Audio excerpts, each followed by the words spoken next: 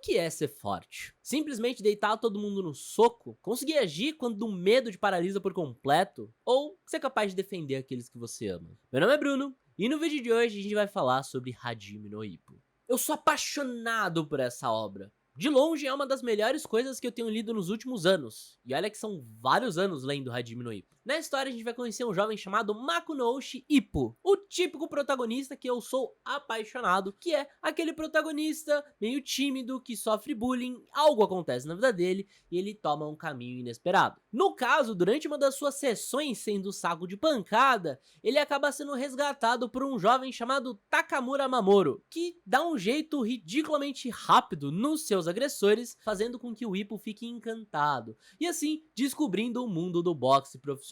Mas não porque ele quer fama nem nada parecido. Ele ficou encantado com os boxeadores profissionais e ele começou a se perguntar o que é ser forte de verdade. E daqui pra frente, senhoras e senhores, as coisas só melhoram e melhoram muito. Mas tá, além do protagonista clássico, super clichêzão, o que faz eu ser totalmente apaixonado por um mangá que tem mais de 1400 capítulos e não tem o menor indício de acabar, pelo menos nos próximos 10 anos? Em uma palavra, simplicidade. A simplicidade é que ela é ridiculamente bem executada. Às vezes a gente tem um péssimo hábito de achar que uma coisa, por ser simples, ela é ruim ou ela é sem graça. Steve Jobs já dizia que o ápice da sofisticação é a simplicidade. E aqui a gente vê como Hajime no Ippo consegue transformar o simples em algo primoroso. Às vezes a gente tem um péssimo hábito de atrelar a simplicidade com coisas ruins ou básicas demais. Só que, em vários cenários, a simplicidade pode ser uma das maiores qualidades de alguma coisa. E aqui em Hajime no Ippo a gente vê provas disso o tempo todo. A gente não tá falando de um mundo fantasioso, com um sistema de poder extremamente complexo e Kamehameha à torta à direita. A gente tá falando dos fundamentos do boxe. O que vai determinar a luta na maior parte das vezes é um jab bem dado, é um bloqueio diferente. E isso tudo, claro, regado à determinação e força de vontade do lutador. Olhando de longe, essa parece ser a receita perfeita para uma obra extremamente monótona e todo mundo se perguntar como ela tá viva há tanto tempo. Mas na real é justamente por não complicar as coisas o tempo todo que o tempo que seria investido para criar coisas mega complexas é investido em desenvolvimento de personagens, painéis ridiculamente lindos e uma evolução considerável do traço de 1989 até os dias de hoje. Sim, estamos falando de mais de 30 anos de serialização. Aqui a gente consegue ver um equilíbrio muito raro no que diz respeito aos personagens secundários. A gente tem arcos inteiros dedicados à luta de personagens que não fazem nem parte do ginásio do Ippo. Tudo em prol de uma construção de um cenário maior. E mesmo assim, é tão empolgante que você não se importa em ver a luta de um personagem B por 20 capítulos seguidos. Tem uma coisa que eu gosto bastante, comparando as duas obras, que é Slam-Dunk e Hajime no Ippo são aquelas obras que conseguem passar o sentimento de urgência, de tensão em quadros estáticos de uma maneira muito única. Enquanto em Slam Dunk você vê a tensão do tempo passando e a necessidade de fazer 2 cestas para virar o jogo, em Hajime no Ippo a gente vê um sentimento parecido, onde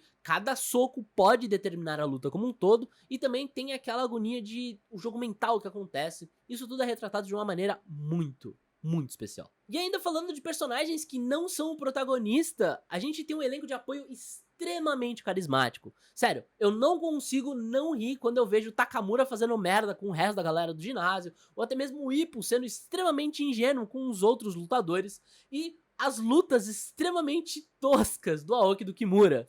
Tem várias coisas que, além do próprio protagonista, tornam a obra muito rica. Tem vários momentos muito divertidos ao longo do mangá. O Takamura, pra mim, ele é um personagem muito especial, porque apesar dele ter toda essa vibe arrogantão e etc, ele representa o caminho feliz da vida do boxeador. Claro, considerando toda a parte fantasiosa do rolê, ele tem uma coisa que eu admiro bastante, que é a determinação acima de todas as outras coisas. Por mais que o Ippo tenha bastante isso, eu sinto que o Takamura, ele tá num nível acima de fato, né? Porque ele tá há mais tempo nisso e tudo mais, e todos os desafios adicionais que acontecem com ele por conta das coisas que acontecem no meio do mangá, tornam ele um personagem muito interessante e divertido pra caramba de se acompanhar. O Takamura, ele sofre bastante antes das lutas, muito por conta do controle de peso e tudo mais, e as lutas dele conseguem ser uma das mais empolgantes, justamente por conta de todos os desafios extras que vão se acumulando ao longo da sua carreira. Isso é mais uma das coisas que enriquece demais a obra como um todo.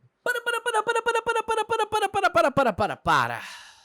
você já viu o nosso Catarse hoje? Caso você tenha caído de paraquedas aqui, o nosso Catarse é o nosso projeto de financiamento coletivo para fazer com que o canal consiga alçar novos voos com a tua ajuda. Então, caso você consiga contribuir financeiramente com a gente, você vai receber várias recompensas muito bacanas, como uma newsletter exclusiva para falar sobre as principais notícias, um e-book com várias recomendações de obras muito boas que você precisa assistir, e é claro, um clube de leitura, onde a gente se encontra pelo menos uma vez por mês para conversar sobre várias obras importantes do mundo geek como um todo. Essas pessoas maravilhosas que estão aparecendo aqui na tela já colaboraram com o projeto e resgataram recompensas top da balada. Dá uma olhada no link que tá na descrição e se fizer sentido pra você, você acredita no nosso trabalho e tem condições de apoiar financeiramente, e eu te espero aqui do outro lado. E agora, bora continuar o vídeo.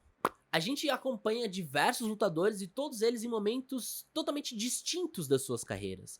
Você tem os prodígios de ascensão, você tem aqueles que estão à beira da aposentadoria, todos eles em algum nível passam pelo sofrimento do controle de peso antes da pesagem final. Tem também a temida síndrome do boxeador, que é explorada em certos momentos do mangá. Cada uma dessas coisas mostra vertentes totalmente diferentes de um esporte tão complexo como o boxe profissional. E se a gente desconsiderar totalmente a questão dos boxeadores propriamente ditos, a gente tem as pessoas próximas a eles, né? Você tem os treinadores, você tem os repórteres esportivos e até mesmo os próprios entes queridos, né? As pessoas que ficam com o coração na boca toda vez que a pessoa sobe pra lutar, porque pode ser que ela não saia de lá viva. Tem várias coisas com seus níveis e níveis de sutileza que são explorados ao longo de Hajime no Ippo, que pra mim, sem sombra de dúvidas, torna a experiência ainda mais enriquecedora. É curioso olhar pra trás e ver que depois de dezenas de lutas, milhares de capítulos de mangá, o Ippo ele ainda não encontrou a sua resposta pra fatídica pergunta: o que é ser forte de verdade? E é muito legal porque o anime ele vai mostrando as várias forças em diferentes níveis, em diferentes contextos, mostrando que de fato não existe uma resposta única, mas o jeito que o anime vai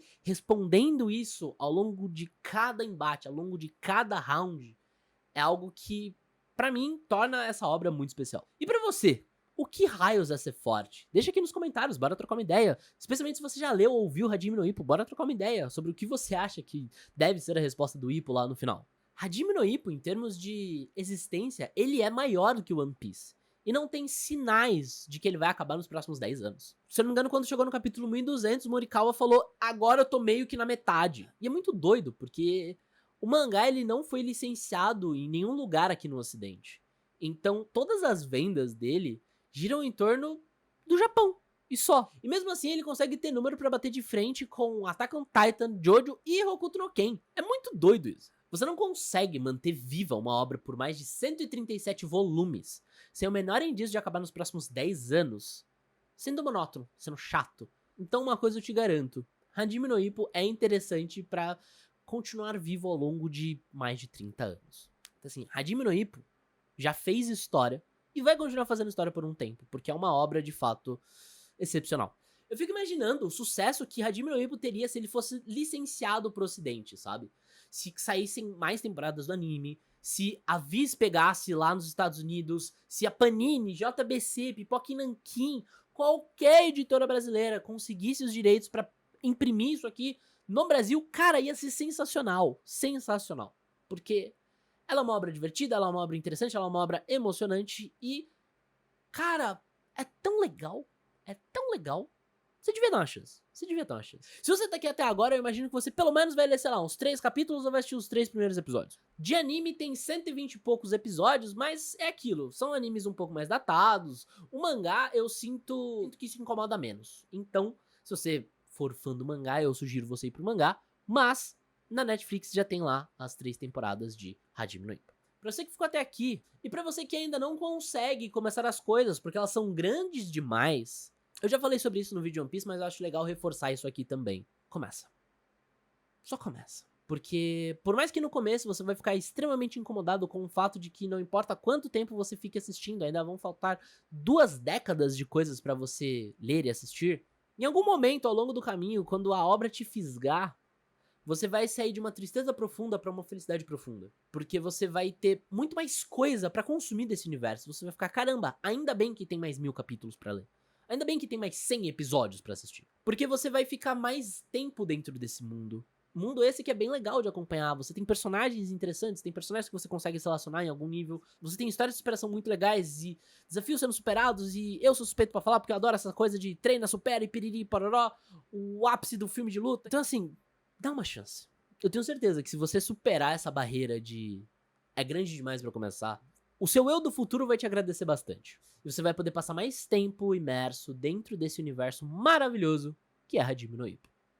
Eu espero do fundo do meu coração ter conseguido te convencer a pelo menos dar uma chance pro anime e pro mangá. De uma das minhas obras favoritas de todos os tempos, uma das coisas que eu ainda pretendo tatuar é o Ippo. Então assim, quando eu tatuar vocês vão ver e tal, vou falar lá no Insta. Inclusive, segue a gente lá, marca a página oficial. Praticamente todo dia tem caixinha pra gente trocar uma ideia, conversar sobre a vida, o universo e tudo mais. Se você curtiu esse vídeo, dá uma olhada nesse carinha aqui, que eu falo sobre como Naruto e Dragon Ball são obras que elas nunca vão acabar, mas não de um jeito legal como Hajime no Ippo. Te espero no próximo vídeo e até lá. Valeu, falou, fui!